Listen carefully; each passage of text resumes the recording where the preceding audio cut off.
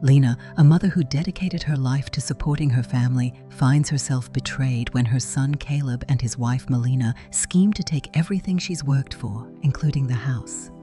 After overhearing their plans, Lena takes control, selling the house, cutting ties, and rediscovering herself in the process.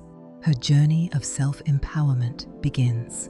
Hi everyone, I'm Jessica, the storyteller on the Family Tales channel. Here, I'll share stories about love, conflicts, betrayal, and infidelity within American families. These stories offer a deep look into relationships and the challenges families face. Stay tuned and explore with me.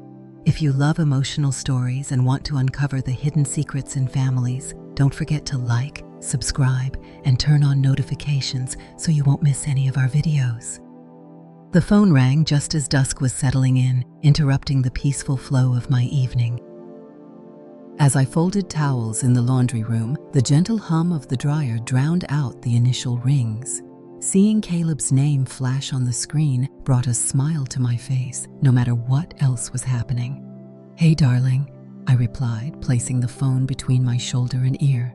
"Hey, Mom," he said, somewhat preoccupied. "Just following up. Melina and I are off to dinner at a bistro her cousin suggested. Paris can be costly, yet she finds joy in it." I inquired about the weather, the quality of the hotel, and whether he had had the chance to see the Seine yet. He provided brief, courteous responses. I was perfectly fine with it. I was accustomed to being the one who initiated the questions. After a brief pause, he remarked, "Anyway, we'll catch up more soon, all right? Adore you." "Right back at you," I responded, then paused for the connection to drop. However, it did not. A moment of silence ensued. Next, there was the sound of Caleb moving the phone, possibly into his coat pocket. Melina's voice followed, soft and intimate. "Who was that, Mom?" he whispered. "Once more, it's about the house, most likely that leak in the guest bathroom." I paused, my hand resting on the edge of the dryer. Melina chuckled. "Actually, it belongs to her." "For now," Caleb stated, his tone cutting through the air. "She's a weight to carry. We'll persuade her to sign the deed in due time. Guilt is always effective." My complexion went pale. I was completely immobilized, wasn't able to disconnect. I found myself in a space filled with freshly laundered clothes and a gentle glow. Yet an unexpected chill washed over me. There was a scheme in the works, and the house, my house, was merely the beginning. When grief first arrives, it flows like water, silent, encroaching, relentless. I was 42 when it submerged the existence I recognized. Paul's unexpected death in an accident has left a weary wife, a teenage son, and just enough insurance to prevent our lives from unraveling entirely. The day I signed the final paperwork for the payout is etched in my memory.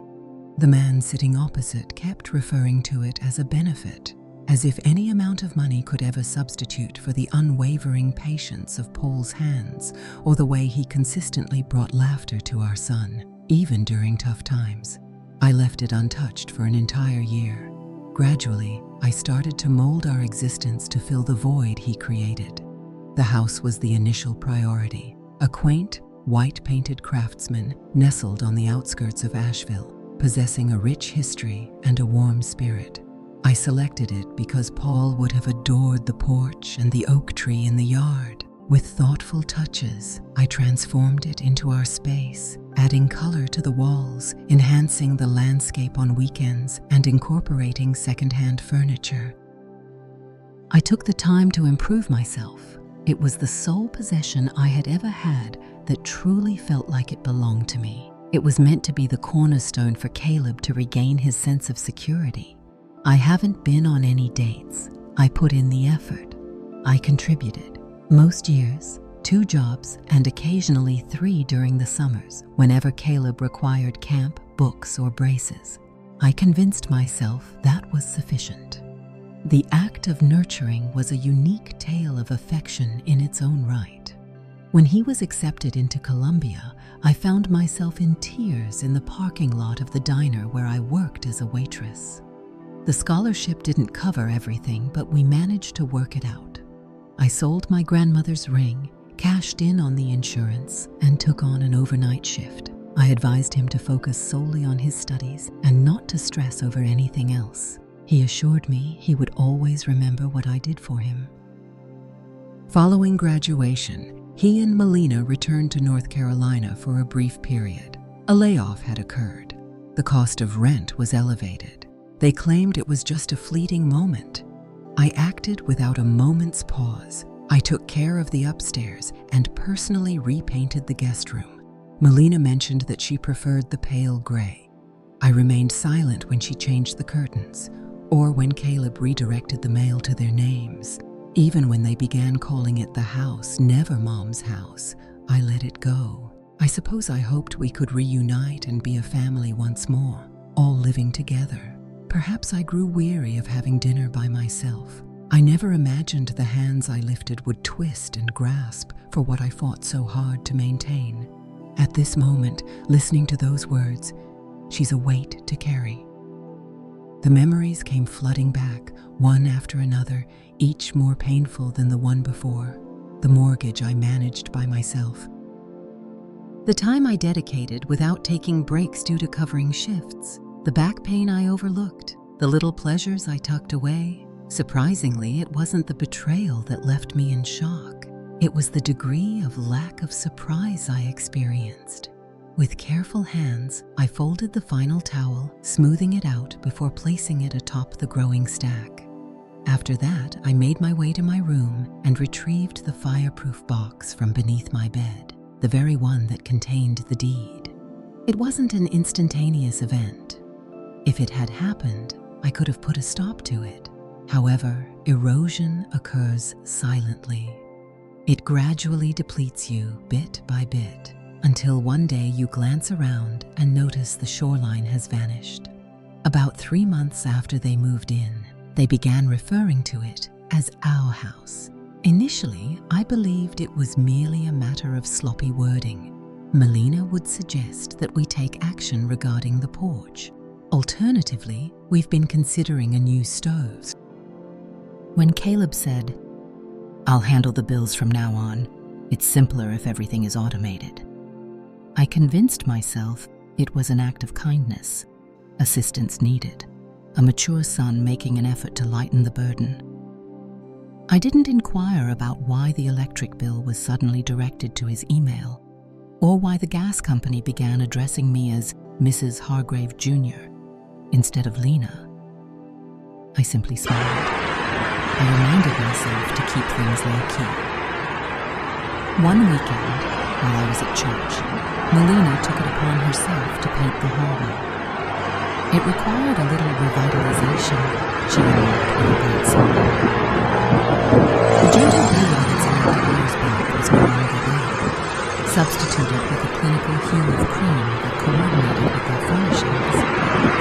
I remained still, my eyes fluttering as I fought to keep my expression neutral. She embraced me from behind and said, "We're creating something wonderful here." I gave a slight nod, allowing her to think I was on board with her idea. Next, the discussion turned to the nursery. Melina was seated opposite me at the kitchen table, one hand wrapped around a mug that had seen better days, while the other rested on her belly. "We've been pondering," she said with a smile. "If this goes well, we would be thrilled to transform your room into the nursery. The guest room would still be available naturally. It feels more inviting." Caleb remained focused on his phone when she spoke, as though the matter had already been settled. That night, I found myself wide awake in the same room they intended to transform, hearing the wind shake the old windows that Paul had once secured tightly with his own hands. I came to understand just how diminished I had become within my own space. Each wall now echoed the name of another. I leaned over, flicked on the lamp, and pulled open the drawer next to my bed. Within was the letter Caleb penned to me during his college days, concluding with, "I'll always take care of you, Mom." I carefully folded it back and placed it beside the deed. I promised myself I wouldn't listen again. I had listened to more than enough. The phrases etched themselves into my mind, cutting as fiercely as shattered glass. She's a weight to carry, yet there's a fragment within me, a delicate, hurt piece still holding on, hoping that this is all just a misinterpretation. Hit play once more. The audio emitted a gentle crackle. Caleb's voice was barely audible at the beginning. She'll relent if we remind her of her debts to us. Melina's laughter echoed. Simply bring up the college loans and the situation regarding her unpaid rent since our move-in. I halted the playback, my thumb lingering above the screen. I didn't pay rent in my own place. I pressed play once more. She relies heavily on others for emotional support. Caleb remarked that there's no need for cruelty in this situation. We simply have to ensure she feels that we are her true family. Melina acknowledged that she is easily guilted. Once we're on the deed, we can truly begin the renovations in earnest. A soft rustle filled the air, accompanied by the gentle clinking of silverware and glasses. Then Melina once more, but this time in a more laid-back manner. We'll claim the master bedroom upon our return. It's unreasonable for her to occupy the biggest room when she hardly contributes these days. That one struck deeper than the others. I took a moment to stop. The recording enveloped me, and for a brief instant I allowed the silence to saturate the space around me. They were seated in a quaint Parisian cafe enjoying their meal. I invested in strategies to push me out of the life I created for everyone. I hit play again. She has no idea how near we are to completely dominating everything, as Caleb mentioned. And if she resists, we bring up retirement communities along with healthcare options. The woman is not getting any younger. Possession is 9/10 of the law, Melina remarked with a casual tone. We have resided there for many years. If we were to challenge it, I'm confident that a judge would show some understanding. They chuckled. It was the sound I cherished, the one I would listen for from the kitchen as a young mother, juggling dinner preparations while keeping him entertained. Now it made my stomach churn. I pressed record on my phone and captured it all. That night, I was wide awake. I found myself at the kitchen table, enveloped in darkness, my hands clutching a cold mug of tea that had slipped my mind. The sound reverberated through every corner of the house. I hosted a birthday party in the living room, handprints left by Paul in the back garden. The long evenings spent folding laundry to ensure Caleb had fresh clothes for school. I poured my all into it, yet it remained insufficient to shield against their schemes. By morning, a sense of calm had taken root within me. Not tranquility, not just yet, but a calm assurance. I won't beg for room in my own house. I refuse to allow them to determine my value. I pulled open the drawer once more, retrieved the deed, and started dialing. Joanna remained silent about my unexpected arrival at her office that morning. She simply gestured for me to come in, closed the door behind us, and filled the worn mug that always sat on the edge of her desk with coffee. "You seem like the type who's here to clear the air," she remarked. I pushed the deed over the desk. "Could you please verify that I continue to have exclusive ownership?" She grabbed it, examined it with her typical precision, then gave a nod. "No co-signers, no liens, no extras. The property is fully under your name, Lena." That was everything I required to know. I shared with her what I had picked up on, not every word, just the right amount. Her expression remained steady, yet her gaze grew more intense. Joanna had been acquainted with Caleb since his early childhood. She twirled at my wedding, grasped my hand at Paul's funeral. Silently, she grabbed her legal pad and began to write. In the following hour, we laid it all out. The safeguards, the schedule, the alternatives. I held back my tears. I kept my voice calm. I completed the necessary signatures, created duplicates, and expressed my gratitude as I exited. At the close of that day, I secured a private meeting with a realtor located 2 towns away. Marcus had previously collaborated with me on an estate case. He is a discreet professional who gets straight to the point. When I mentioned that I required a discreet sale and a quick resolution, he remained unfazed. We're setting the price to ensure it sells quickly. I'm aware of several buyers who would eagerly seize the opportunity. I gathered only the items I had originally brought into the house: photos, linens, and a well-loved leather chair. Paul cherished the books I had gathered over the span of 30 years. All other items have been catalogued. Caleb's belongings were packed into boxes that were clearly labeled and loaded onto a moving truck while I organized myself. I made an advance payment for a storage unit and provided the code to Joanna just in case they needed it. I kept my departure to myself. I discovered a furnished rental in Charlottesville featuring bright floors and neutral walls that were devoid of any memories. During my final evening in the house, I found myself in the kitchen, standing alone as I set a note on the counter, positioned perfectly for Caleb and Melina to notice upon their arrival. What a delightful twist. This was caused by a burden. I placed the keys next to it, secured the door from within, and made my way out through the garage one last time. As I navigated the well-known streets, the town faded away like a watercolor smudged by rain, and in front of me, the road started to unfold. They returned on a Wednesday. I recognized the day not from any announcement, but from the relentless stream of calls that started just after noon and continued for hours. Initially Caleb, followed by Melina, and then back to Caleb. Call not answered. Message left in your inbox. Text. Yet another call. Every single one increasingly chaotic. Mom, his voice broke up in the initial voicemail. The key isn't functioning properly. Have you taken care of the locks? What's happening? The second was more concise, more severe. Lena, this is not amusing. Where has everything gone? Where are you located? I didn't pay attention to any of it as it happened. I allowed them to accumulate as I lingered in the cozy kitchen of my new rental. Mixing sugar into a cup of coffee I wasn't particularly craving. I gazed out the window, lost in thought, allowing the quiet to speak for me. By early evening, their anxiety had taken on a different quality. Melina's voice resonated with a sugary sweetness, yet carried an underlying edge. We're genuinely concerned, all right? We invite you to give us a call. Please inform us of your safety. Is it secure? I couldn't help but smile at that. After a long time, I found myself in that moment. That night, Caleb sent one last message. His voice was tight. The note has been located. It seems there has been a significant misunderstanding on your part. This is our home as well, and you had absolutely no right to sell it. We are in discussions with a legal professional. This time, you've truly outdone yourself.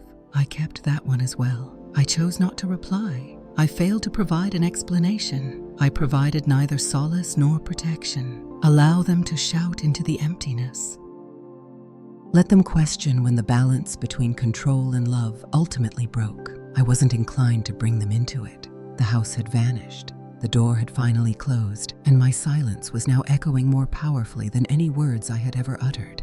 A meeting was demanded by them. Caleb's message was brief and to the point. Tomorrow, 10 a.m. Cafe on Main. If you don't show up, we'll be heading to your office. I demonstrated. I showed up at 10:05, not to be disrespectful, but with purpose. Caleb and Melina sat with an air of feigned outrage, their hands wrapped around mugs that remained untouched. I failed to greet them. I just took a seat, placed my phone on the table with the screen facing up, and hit play. Their voices poured forth, echoing with a sense of familiarity and harshness.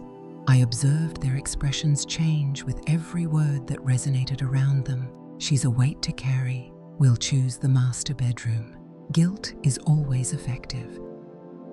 Melina turned pale. Caleb's mouth clenched, morphing into a mix of frustration and refusal. He stated it plainly. You got it wrong. I responded with a no. I have finally grasped it. Melina leaned in, her voice gentle yet sharp. "You caught us off guard. You took away our home without our consent." "It was never yours," I stated with a sense of composure. "It belonged to me. Transaction completed. Kept up. Secured." Caleb let out a derisive laugh. "After all we've done for you," I locked eyes with him and held my gaze. "Indeed, you showed me precisely the path I should avoid." They were at a loss regarding how to handle that. I didn't allow them the opportunity to bounce back. There will be no funds, no entry to my accounts, no new address, no opportunities for a redo. Melina parted her lips, then sealed them once more. Caleb's hands tightened on the table, knuckles pale. "I'm your son," he said at last, as if the mere title carried weight. "And I was your mother," I said softly.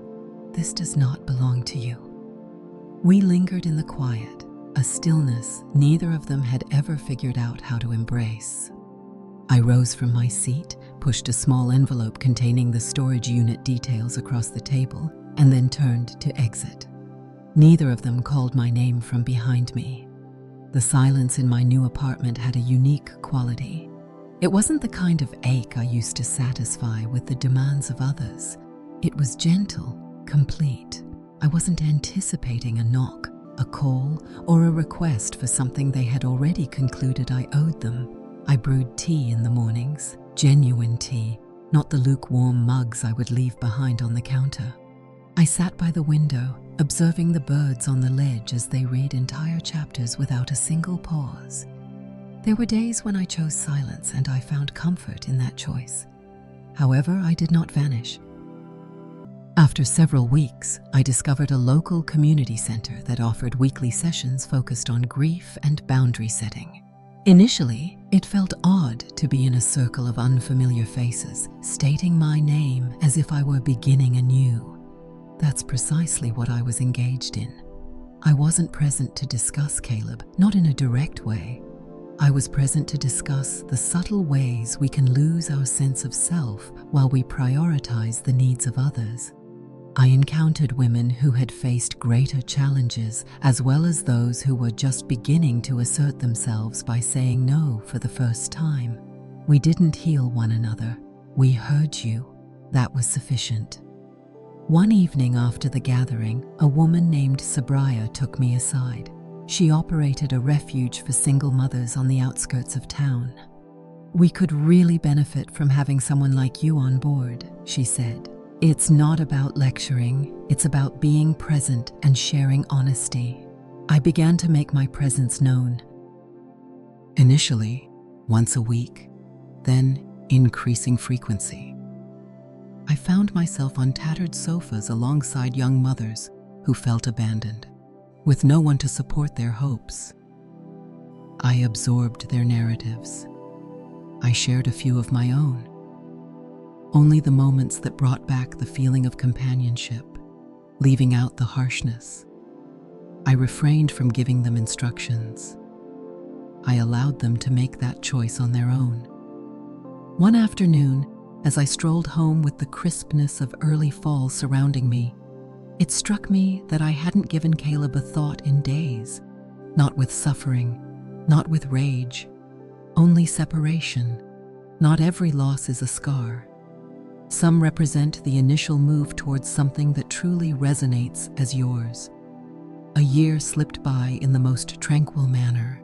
No significant alterations, no statements, just consistent days. Genuine, unremarkable sight. The date caught me off guard.